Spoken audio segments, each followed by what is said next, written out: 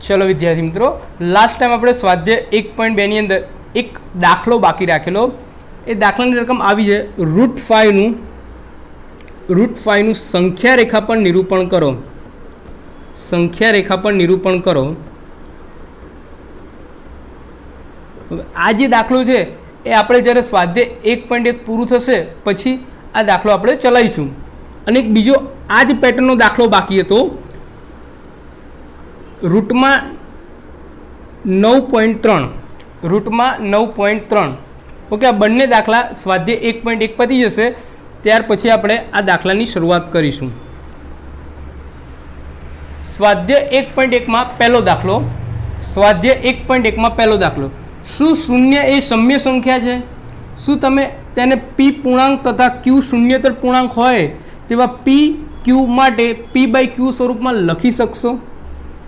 शू शून्य ए सम्य संख्या है? हाँ। जवाब शू आवशे? हाँ, शून्य ए सम्य संख्या है। शून्य ए सम्य संख्या है। कई रीते शून्य ए सम्य संख्या कई रीते? हवे आपने खबर है कि शून्यनो समावेश पूर्ण संख्या में पण थाय छे अने पूर्णांक संख्या में पण थाय छे। पूर्ण संख्यानो समावेश, जे पूर्ण संख्या ने पूर्णांक संख्या है ए बंनेनी अंदर कई शून्य संख्यानो समावेश थाय?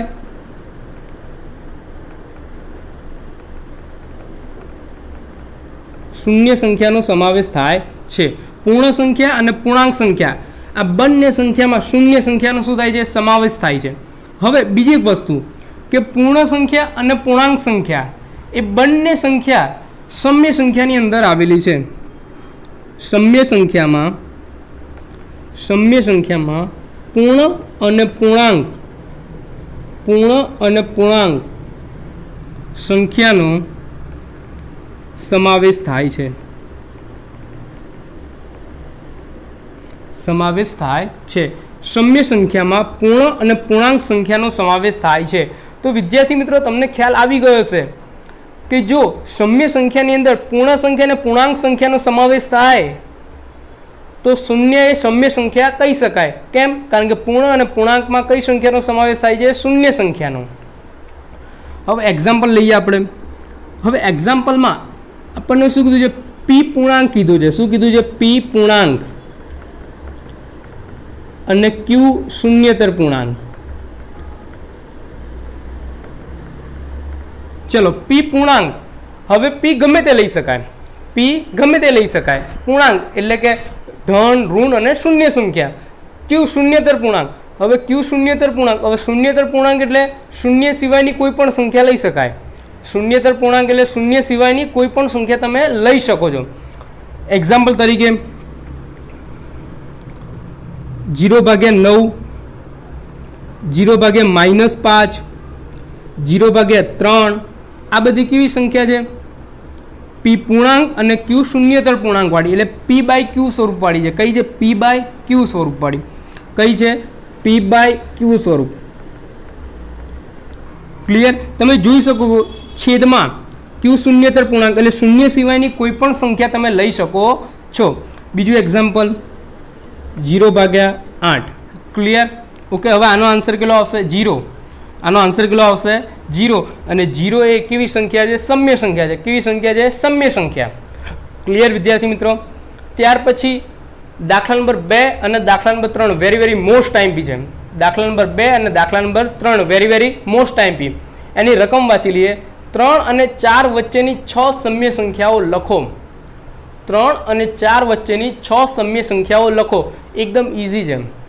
હવે 3 અને 4 છે तो विद्यार्थी मित्रों पहला तो एक वस्तु ये चेक करवानी कि अहीं आपने सम्य संख्या कीधी है कि असम्य संख्या? सम्य संख्या कीधी है कि असम्य संख्या? क्लियर? त्यार पछी जो सम्य संख्या कीधी होय तो आपणे एक रीत करवी पड़शे। शुं करवी पड़शे? रीत। हवे अहींया तमे जोई शको छो बोर्ड पर 3/1 અને 4/1। पहला तो आवुं लखी नाखवानुं। त्यार पछी चेक करवानुं कि बंनेमां छेद केवा छे। जो बंनेमां छेद सरखा होय, जो बंनेमां छेद सरखा होय तो अत्यारे जो तमने रीत करावुं छुं ए रीत प्रमाणे तमे दाखलो करी शको। આ રીત ક્યાંય એપ્લાય કરી શકાય? જ્યારે બંનેમાં છેદ કેવા હોય? સરખા, ત્યારે જ આ રીતનું આપણે યુઝ કરી શકીએ. ચલો આપણે આ રીત સ્ટાર્ટ કરીએ છીએ. અહીંયા આપણને કેટલી 6 સમ્ય સંખ્યા કીધી છે. પહેલાં તો જોવાનું આ રીતનો જ્યારે આપણે દાખલો ગણીએ ત્યારે પહેલાં એ ચેક કરવાનું કે આપણને કેટલી સમ્ય સંખ્યા કીધી છે. કેટલી સમ્ય સંખ્યા કીધી છે? 6. હવે 6 સમ્ય સંખ્યા કીધી છે. કેટલી કીધી છે? 6. ટૂંકમાં આપણે છેદ શું કરવાના છે? સમાન કરવાના છે. બંનેના છેદ શું કરવાના છે? સમાન. હવે અહીંયા આપણને 6 સમ્ય સંખ્યા કીધી. હવે 6માં કેટલા ઉમેરવાના? 1. 6માં કેટલા ઉમેરવાના? 1. 6માં હું 1 ઉમેરું તો મને જવાબ કેટલો મળશે? 7. કેટલો મળશે? 7. 6માં હું કેટલા ઉમેરું? 1 તો મને જવાબ કેટલો મળે? 7. એ રીતે આમાં કરવાનું 3/5 અને 4/5. આમાં પણ એ જ બંનેમાં છેદ કેવા છે? સરખા. બંનેમાં છેદ કેવા છે? સરખા. હવે અહીંયા કેટલી 5 સમ્ય સંખ્યા કીધી છે તો અહીંયા 5. 5માં કેટલા ઉમેરું? 1. 5માં 1 ઉમેરું તો કેટલા આવે? 6 આવે. 5માં કેટલા ઉમેરું? 1 તો આન્સર કેટલો આવશે? 6. ક્લિયર? બંનેમાં સેમ રીત છે. અહીંયા આપણને 6 સમ્ય કીધા, 6 સમ્ય સંખ્યા કીધી છે એટલે 6 + 1. અહીંયા 5 સમ્ય સંખ્યા કીધી છે એટલે 5 + 1. ક્લિયર વિદ્યાર્થી મિત્રો? ત્યાર પછીનું સ્ટેપ અહીંયા આપણને આન્સર કેટલો મળ્યો? 7. તો અહીંયા છેદમાં કેટલા વડે ગુણવાનું? 7 વડે. છેદમાં જેટલા વડે ગુણીએ એટલા જ વડે અંશમાં ગુણવાનું. એ રીતે અહીંયા 7 વડે ગુણો, અંશમાં પણ કેટલા વડે ગુણવાનું? 7 વડે. ક્લિયર વિદ્યાર્થી મિત્રો? હવે સિમ્પલ ગુણાકાર કરવાનો. 3 × 21. 21 ભાગ્યા 1 × 7 એટલે 7. 4 × 28. 28 ભાગ્યા 1 × 7 એટલે 7. ક્લિયર?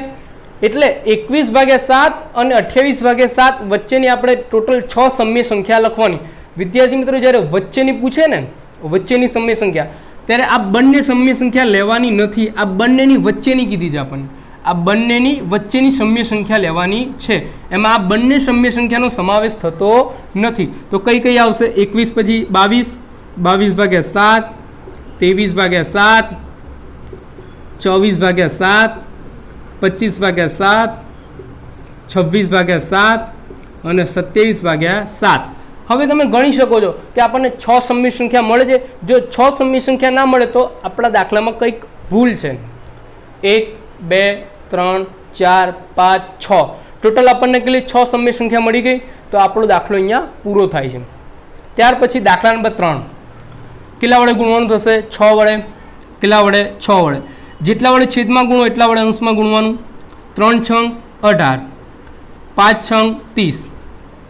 એ રીતે અહીંયા 6 × 4 = 24, 5 × 6 = 30. આમાં પણ એ જ રૂલ્સ એપ્લાય કરવાનો. આ બંનેની વચ્ચેની સમ્ય સંખ્યા લખવાની. એટલે કઈ આવશે? 18 પછી 19, 19/30, 20/30, 21/30, 22/30 અને 23/30. ક્લિયર? અહીંયા 24/30 આવે નહીં, કારણ કે આ બંનેની વચ્ચેની આપણને સમ્ય સંખ્યા લખવાની કીધી છે. તો ગણી લઈએ આપણે કેટલી સમ્ય સંખ્યા થાય છે. 1, 2, 3, 4 અને 5. ટોટલ કેટલી સમ્ય સંખ્યા મળી આપણને? 5. તો અહીંયા આપણને જે વસ્તુ માગેલી એ વસ્તુ આપણને અહીંયા મળી ગઈ છે. ટોટલ કેટલી? 5 સમ્ય સંખ્યા મળી ગઈ. તો આ દાખલો અહીંયા પૂરો થાય છે.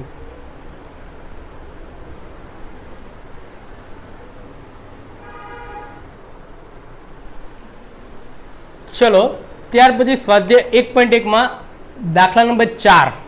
દાખલા નંબર 4 ની રકમ એવું કહે છે કે નીચેના વિધાનો સત્ય છે કે અસત્ય, કારણ સહિત જવાબ લખો. એકદમ ઇઝી છે. ફરીથી એકવાર તમને 6 સંખ્યાનું પુનરાવર્તન કરાવી દઉં છું. પહેલી પ્રાકૃતિક સંખ્યા. હવે પ્રાકૃતિક સંખ્યા કરતાં મોટી સંખ્યા કઈ આવે? પૂર્ણ સંખ્યા.